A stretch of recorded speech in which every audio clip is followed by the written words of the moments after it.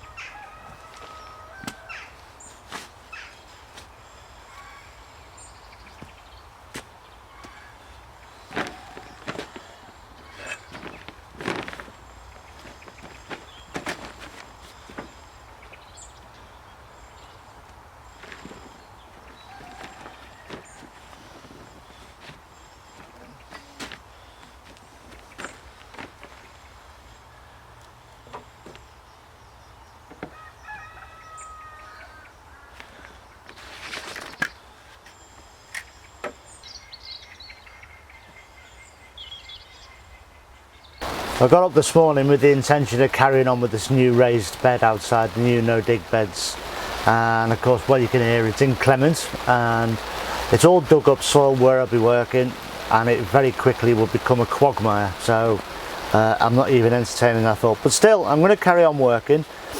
The bed I'm working on needs two boards at the front, and it's actually about, I think, 15 foot long. So I've got some 13-foot scaffolding boards here. I've cut some little pieces and I'm just going to put those together to make one big board, and then it's not stopping me working, you see, so I can get out there when it's dry, probably tomorrow. I can just take this whole thing out and fit it into place, and you know, it's a bit more work that can be done in here in the meantime. So it's just a case of screwing these things together really. And I'm just going to layer a board over the top, an old board. You won't be seeing it, it'll be on the inside of the bed. And I'll just screw it in.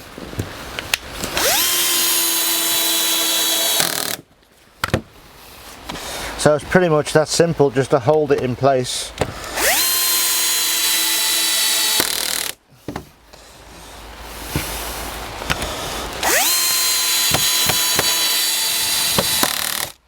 I'll do the same at the other end, and this is just over the overlapping join.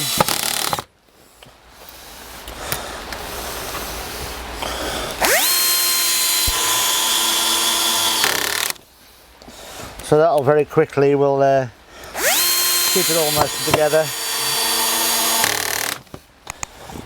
and we'll be good to go tomorrow.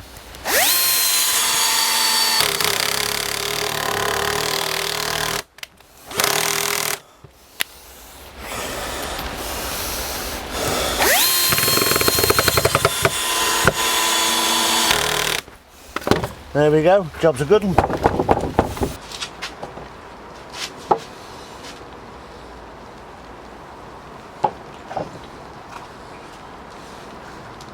So I've made one end for this bed as well, because I'm actually on a slope, the ground's coming down like this and it's actually sloping away this way.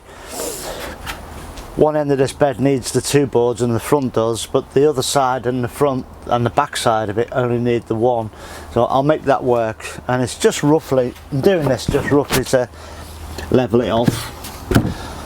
So I'm going to cut the other end now and the back side, get that all cut up so that tomorrow I can just crack on with it and get it all assembled, hopefully. Right, so while you've been gone catching up with where I'm up to, I put a few bits together. So there's that front double board thing I made in the polytunnel yesterday, and that end piece as well. Now all this is only held together with a couple of screws on each corner basically. I mean, there I just propped them up with 2 forks back to back there just to hold it up, screwed the ends on, and then I screwed these bits on. I mean, these aren't even fitted down there yet, so it needs a lot more work yet, but we're getting there. But we'll have a closer look at it just so you can see what I'm doing.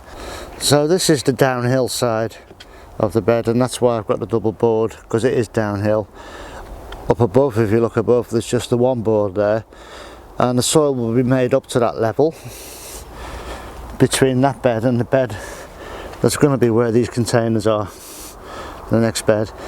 The soil level, and the top of the bed that will go here will be level with the top of this bed, and the soil will be built up all around to encapsulate that. So in here, and what I need to do next is line the inside of this, and then as I've got it fitted on all corners, it could be trapezoid shape, so it could be slightly off, so I need to square it up properly. I mean, these timbers are all measured, so it should make a perfect rectangle, or as near perfect as building things outside will allow. So I need to square it up, and then I'll put stakes in to keep it at that level and at that exact, you know, stop it from moving around. So that's where we're up to with that. Pretty pleased really. So that allows me now, once all that's done and it's all staked up, I can level the soil in there, dig it over, which I'm going to do really well this time. I didn't for the ones behind me, I didn't dig them over, but I shall dig this over properly, cardboard down and fill it with compost, and the compost is in all these containers here. So rather than moving all these containers twice, all the compost will go in the base of that one, just leave it piled up. I'll make the bed over here, and half of the compost from the previous bed will go in the bottom layer of it, and then I'll top the beds off when I get a compost delivery later, before spring anyway. So that's where we're up to with these. If you're cutting things at home on a bench, you can set yourself up to cut square and cut level and keep everything at right angles, but when you're out in the field like I am here now, I can make sure that this is level this way and make sure it's level that way and upright, but it's more difficult to test for right angles. But there's a secret trick, and it's called the 3-4-5 method, and that means you measure 3 portions along one side, 4 down the other, make a mark, and in between them there should be 5. So what I've done, using that ratio, I've measured 600 up there, so the measurement up here needs to be 800, and that is up to here. So what I'm looking for across here is 1000 to that mark, and I'm absolutely bang on there. So I know now that that is at right angles. So I'll go around and check all the corners. They should all be at right angles because I cut all the pieces of wood at the same size. So that's just a little tip for you to how to make sure that you get right angles and keep things square if you're off a mind to do that. So I've covered it back over to stop it getting wet, and until all the little bits and bobs are done inside and it's sort of ready for the compost to go in, I'll keep it covered because I want to dig it over and I want to get some polythene on the inside to stop the soil touching the wood.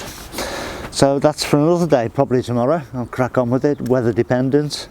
And that's it for now. Stay safe everyone, look after yourselves, and I'll see you in a couple of days. Ta-ra now.